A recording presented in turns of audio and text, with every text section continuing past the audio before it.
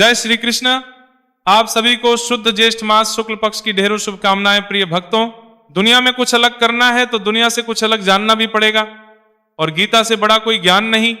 और अगर आपने सबसे बड़ा ज्ञान यानी भगवत गीता को समझ लिया तो फिर ऐसा क्या है जो आप नहीं कर सकते। श्री कृष्ण अर्जुन से कहते हैं, हे पार्थ, ज्येष्ठ मास में यदि कोई भक्त श्रद्धा और विश्वास के साथ श्रीमद् भगवत गीता के 5वें अध्याय कर्म संन्यास योग का श्रवण करता है तो उसके जीवन के अनेक बंधन धीरे धीरे कटने लगते हैं। भक्तों, ज्येष्ठ मास तप, संयम, दान और भगवान की शरणागति का मास माना गया है। और गीता का 5वां अध्याय हमें यही सिखाता है कि संसार में रहते हुए भी भगवान को समर्पित होकर कर्म करने वाला मनुष्य कैसे मुक्त हो सकता है। कहा गया है कि मनुष्य का सबसे बड़ा दोहक कर्म नहीं बल्कि कर्मों से जुड़ी आसक्ति है। 5वां अध्याय इसी आसक्ति को समाप्त करने का दिव्य मार्ग बताता है। जो भक्त ज्येष्ठ मास में इस अध्याय का श्रवण करता है उसके मन में शांति, वैराग्य और भगवान के प्रति समर्पण की भावना जागृत होने लगती है। हे अर्जुन, जिस प्रकार प्रचंड गर्मी में शीतल जल शरीर को तृप्त कर देता है, उसी प्रकार ज्येष्ठ मास में गीता के 5वें अध्याय का श्रवण मन, बुद्धि और आत्मा को शांति प्रदान करता है। यह अध्याय सिखाता है कि सच्चा संन्यास संसार छोड़ना नहीं बल्कि अहंकार और फल की इच्छा का त्याग करना है। भक्तों, यदि आप जीवन में तनाव, चिंता, मोह, क्रोध और अशांति से मुक्ति चाहते हैं तो ज्येष्ठ मास में गीता के 5वें अध्याय का श्रवण अवश्य करें, क्योंकि यह अध्याय केवल ज्ञान नहीं देता बल्कि जीवन जीने की दिव्य कला सिखाता है। हो सकता है कि गीता का यह एक अध्याय आपके जीवन के उन प्रश्नों का उत्तर दे दे जिनका समाधान आप वर्षों से खोज रहे हैं। प्रिय भक्तों, आप सुन रहे हैं ज्येष्ठ मास के शेष दिनों में परम पुण्यदायी देने वाला श्रीमद् भगवत गीता की एक शानदार श्रृंखला जिसका नाम भगवत गीता की शिक्षाएं। भक्तों, आज के वीडियो में हम जानेंगे कि श्रीमद् भगवत गीता के 5वें अध्याय से क्या सीखा जा सकता है। भक्तों, श्रीमद् भगवत गीता के 5वें अध्याय में हम यह जानेंगे कि भगवान की प्राप्ति के लिए कौन सा मार्ग सही है। संन्यास योग से भगवान की प्राप्ति ज्यादा आसान है या फिर निष्काम कर्मयोग से। साथ ही हम यह भी जानेंगे कि किस मार्ग को अपनाने से ज्यादा फल मिलता है। और अंत में हम भी जानेंगे कि मनुष्य के जीवन में भगवत गीता के 5वें अध्याय का क्या महात्म्य है।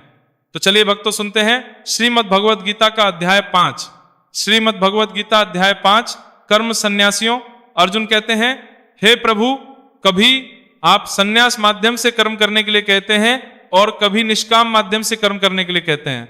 इसलिए इन दोनों में मेरे लिए जो परम कल्याणकारी हो उसे कहिए।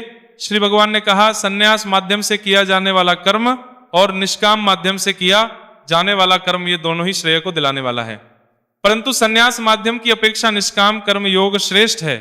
हे महाबाहो, जो मनुष्य ना तो किसी से घृणा करता है और ना ही किसी की इच्छा करता है, वह सदा सन्यासी ही समझने योग्य है, क्योंकि ऐसा मनुष्य राग, द्वेष आदि सभी द्वंद्वों को त्याग कर सुखपूर्वक संसार बंधन से मुक्त हो जाता है। अल्प ज्ञानी मनुष्य ही सन्यास योग और निष्काम कर्म योग को अलग अलग समझते हैं, ना कि पूर्ण विद्वान मनुष्य, क्योंकि दोनों में से एक में भी अच्छी प्रकार से स्थित पुरुष परम सिद्धि को प्राप्त होता है, अर्थात दोनों प्रकार के कर्मों का बराबर फल मिलता है। जो फल ज्ञान योगियों को प्राप्त होता है वही निष्काम कर्म योगियों को भी प्राप्त होता है। इसीलिए जो मनुष्य संन्यास योग और निष्काम कर्म योग दोनों को फल की दृष्टि से एक समान देखता है वही वास्तविक को देख पाता है। श्री कृष्ण अर्जुन को कर्म योग की अहमियत को समझाते हुए कहते हैं, हे महाबाहु, निष्काम कर्म योग के आचरण के बिना सन्यासी जीवन दुख का कारण होता है, और भगवान के किसी भी एक स्वरूप को मन में धारण करने वाला निष्काम कर्म योगी पर ब्रह्म परमात्मा को शीघ्र प्राप्त हो जाता है। हे अर्जुन, कर्म योगी वह है जिसने अपनी इंद्रियों पर विजय प्राप्त कर लिया है। इसलिए परमात्मा में निष्काम भाव से मन को स्थित करके कर्म करता हुआ भी कभी कर्म से लिप्त नहीं होता है। कर्म योगी परम तत्व परमात्मा की अनुभूति करके दिव्य चेतना में स्थित होकर देखता हुआ, सुनता हुआ, स्पर्श करता हुआ, सूंघता हुआ, भोजन करता हुआ, चलता हुआ, सोता हुआ, श्वास लेता हुआ, सब प्रकार से यही सोचता है कि मैं कुछ भी नहीं करता हूं, वो सब कर्मों का कारण ईश्वर को मानता है। कर्म योगी बोलता हुआ, त्यागता हुआ, ग्रहण करता हुआ तथा आंखों को खोलता और बंद करता हुआ भी यही सोचता है कि सभी इंद्रियां अपने अपने विषयों में प्रवृत्त हो रही हैं। ऐसी धारणा वाला होता है, अर्थात कर्मयोगी जो भी कार्य करते हैं वो शास्त्र अनुकूल और लोकहित के लिए ही होती है। कर्मयोगी सभी कर्म फलों को परमात्मा को समर्पित करके निष्काम भाव कर्म करता है, इसीलिए उसको पाप कर्म कभी स्पर्श नहीं कर पाते हैं। ठीक उसी प्रकार जिस प्रकार कमल का पत्ता जल को स्पर्श नहीं कर पाता है कर्मयोगी को, और विस्तार से समझाते हुए श्री कृष्ण कह रहे हैं कर्मयोगी निष्काम भाव से शरीर, मन, बुद्धि और इंद्रियों के द्वारा केवल आत्मा की शुद्धि के लिए ही कर्म करते हैं और परमात्मा को प्राप्त कर लेते हैं। कर्मयोगी कर्म के फलों का त्याग करके परम शांति को प्राप्त होता है, और जो सिर्फ फल की इच्छा से ही कर्म करते हैं वो तो 84 लाख योनियों में ही भटकते रहते हैं। हे अर्जुन, शरीर में स्थित जीव आत्मा मन से समस्त कर्मों का परित्याग करके वह ना तो कुछ करता है और ना ही कुछ करवाता है, तब वह 9 द्वारों वाले इस स्थूल शरीर रूपी घर में आनंद पूर्वक आत्म स्वरूप में स्थित रहता है। शरीर में समस्त में स्थित जीवात्मा देह का कर्ता न होने के कारण इस लोक में उसके द्वारा ना तो कर्म उत्पन्न होते हैं और ना ही कर्म फलों से कोई संबंध रहता है, बल्कि यह सब प्रकृति के गुणों के द्वारा ही किए जाते हैं। सर्वव्यापी परमेश्वर भी ना तो किसी के पाप कर्म को और ना ही किसी के शुभ कर्म को ग्रहण करता है, किंतु मोह से ग्रसित होने के कारण मनुष्य का ज्ञान अज्ञान द्वारा ढका रहता है। किंतु मनुष्य का अज्ञान तत्व ज्ञान द्वारा नष्ट हो जाता है, तब उसके ज्ञान के दिव्य प्रकाश से उसी प्रकार परम तत्व परमात्मा प्रकट हो जाते हैं, जिस प्रकार सूर्य के प्रकाश से संसार की सभी वस्तुएं प्रकट हो जाती हैं। जब मनुष्य बुद्धि और मन से परमात्मा की शरण ग्रहण करके परमात्मा के ही स्वरूप में पूर्ण श्रद्धा भाव से स्थित होता है, तब वह तत्व ज्ञान के द्वारा सभी पापों से शुद्ध होकर फिर से जन्म नहीं लेता है, बल्कि वह मुक्ति को प्राप्त कर लेता है। तत्वज्ञानी मनुष्य, विद्वान, ब्राह्मण और विनम्र साधु को तथा गाय, हाथी, कुत्ता और नरभक्षी को एक समान दृष्टि से देखने वाला होता है। तत्वज्ञानी मनुष्य का मन संभाव में स्थित रहता है, उसके द्वारा जन्म मृत्यु के बंधन रूपी संसार को जीत लिया जाता है, क्योंकि वह ब्रह्म के समान निर्दोष होता है और सदा में ही स्थित रहता है। तत्वज्ञानी मनुष्य ना तो कभी किसी भी प्रिय वस्तु को पाकर हर्षित होता है और ना ही अप्रिय वस्तु को पाकर विचलित होता है। ऐसा स्थिर बुद्धि मोह रहित ब्रह्म को जानने वाला सदा परमात्मा में ही स्थित रहता है। तत्वज्ञानी मनुष्य बाहरी इंद्रियों के सुख को नहीं भोगता है, बल्कि सदैव अपनी ही आत्मा में रमण करके सुख का अनुभव करता है। ऐसा मनुष्य निरंतर परब्रह्म परमात्मा में स्थित होकर असीम आनंद को भोगता है। हे कुंती पुत्र अर्जुन, इंद्रिय और इंद्रियों के संयोग से उत्पन्न होने वाले ये भोग प्रारंभ में सुख देने वाले होते हैं और अंत में यही इंद्रियों के विषयों का भोग दुख का कारण बनता है। इसी कारण तत्व ज्ञानी कभी भी इंद्रिय सुख नहीं भोगता है। जो मनुष्य शरीर का अंत होने से पहले ही और क्रोध से उत्पन्न होने वाले वेग को सहन करने में समर्थ हो जाता है, वही मनुष्य योगी है और वही इस संसार में सुखी रह सकता है। जो मनुष्य अपनी आत्मा में ही सुख चाहने वाला होता है और अपने मन को अपनी ही आत्मा में स्थिर रखने वाला होता है, जो आत्मा में ही ज्ञान प्राप्त करने वाला होता है, वही मनुष्य योगी है और वही ब्रह्म के साथ एक होकर परब्रह्म को प्राप्त होता है। जिनके सभी पाप और सभी प्रकार की दुविधाएं ब्रह्म का स्पर्श करके मिट गई है, जो समस्त प्राणियों के कल्याण में लगे रहते हैं, वही ब्रह्म ज्ञानी मनुष्य मन को आत्मा में स्थित करके परम शांति स्वरूप परमात्मा को प्राप्त करके मुक्त हो जाते हैं। जो मनुष्य सभी सांसारिक इच्छाओं को त्याग चुका है, जिसे हर काम हर वस्तु में सिर्फ परमात्मा ही दिखाई देता है, वही पुरुष परमात्मा को प्राप्त कर पाता है। सभी इंद्रिय का चिंतन बाहर ही त्याग कर आंखों की दृष्टि को दोनों भोगों के मध्य में केंद्रित करके प्राण वायु और अपान वायु की गति को सम करके मन सहित इंद्रियों और बुद्धि को वश में करके परमात्मा का ध्यान करने वाला योगी मोक्ष को प्राप्त होता है। हे अर्जुन, मेरा भक्त मुझे सभी यज्ञों और तपस्याओं को भोगने वाला मानता है। मेरा भक्त मुझे सभी लोकों और सभी ईवताओं का परमेश्वर समझता है। मेरा भक्त मुझे सभी जीवों पर उपकार करने वाला परम दयालु एवं हितैषी समझता है। इसीलिए हे अर्जुन, तू भी मेरा भक्त बन और परम शांति को प्राप्त हो जा। इस प्रकार उपनिषद, ब्रह्म विद्या तथा योग शास्त्र रूप श्रीमद् भगवद गीता के श्री कृष्ण अर्जुन संवाद में कर्म संन्यास योग नाम का 5वां अध्याय संपूर्ण हुआ। भक्तों, अंत में आपसे एक सवाल है कि मोटे मोटे तौर पर 5वें अध्याय से आपने क्या सीखा। तो चलिए एक बार देख लेते हैं कि 5वें अध्याय से हमने क्या क्या सीखा।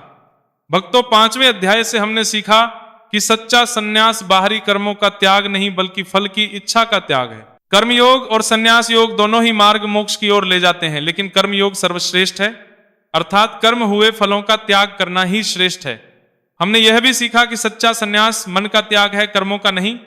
जो व्यक्ति कर्म करता है लेकिन फल, सफलता, विफलता, सुख दुख में समान भाव रखता है, वही वास्तविक सन्यासी है। वह देखता, सुनता, छूता, सूंघता, खाता हुआ भी कहता है कि मैं कुछ नहीं कर रहा हूं, सारे कार्य तो इंद्रियां कर रही हैं। संक्षेप में अध्याय 5 सिखाता है कि जीवन में यह सब कुछ छोड़ना जरूरी नहीं रहते हुए त्याग करना सीखो, अर्थात कर्म करो, लेकिन फल की चिंता मत करो, समान भाव से सबको देखो, मन को शुद्ध रखो। ऐसा करने से ही सच्ची शांति और मोक्ष मिलता है। भक्तों, पद्म पुराण में भगवत गीता के 5वें अध्याय की महात्म्य का वर्णन है, आइए उसे सुनते हैं। श्री भगवान कहते हैं, हे देवी, अब सब लोगों द्वारा सम्मानित 5वें का महात्म्य मैं तुम्हें संक्षेप में बतलाता हूं, तुम इसे सावधान होकर सुनो। मद्र देश में पुरकुत्सपुर नामक एक नगर है, उसमें पिंगल नामक एक ब्राह्मण रहता था।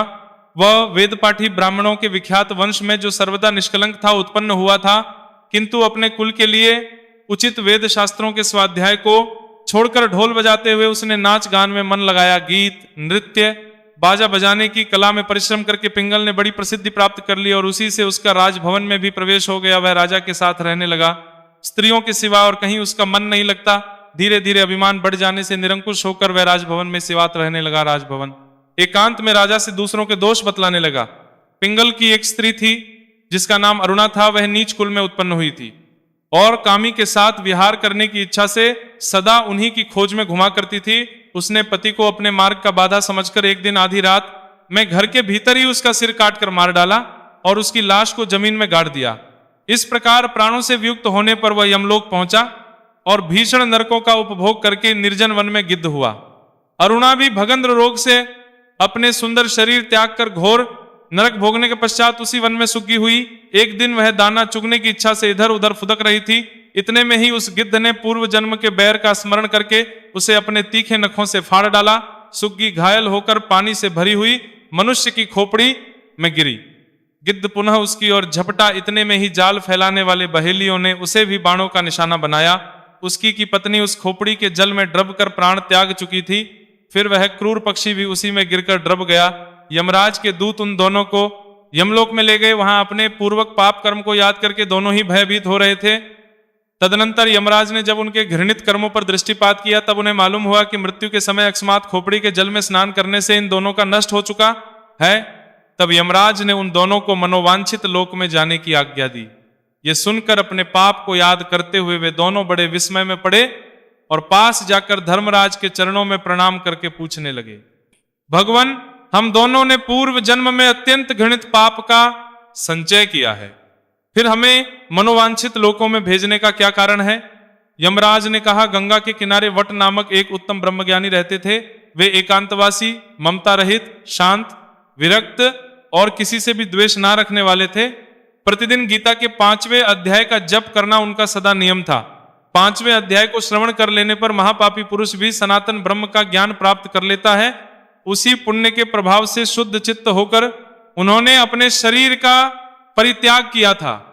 गीता के से जिनका शरीर निर्मल हो गया था, जो आत्मज्ञान प्राप्त कर चुके थे, उन्हीं महात्मा की खोपड़ी का जल पाकर तुम दोनों पवित्र हो गए। अतः अब तुम दोनों मनोवांछित लोगों को जाओ, क्योंकि गीता के 5वें अध्याय के महात्म्य से तुम दोनों शुद्ध हो गए हो। श्री भगवान कहते हैं, सबके प्रति समान भाव रखने वाले धर्मराज के द्वारा इस प्रकार समझाए जाने पर दोनों बहुत प्रसन्न हुए और विमान पर कर वैकुंठ धाम को चले गए। भक्तों, अगर आपको हमारा ये वीडियो पसंद आया तो कमेंट में जय श्री राधे कृष्ण लिखें और ऐसे ही प्रेरणादायक वीडियो देखने के लिए हमारे चैनल को सब्सक्राइब कर लें। जय श्री राधे कृष्ण।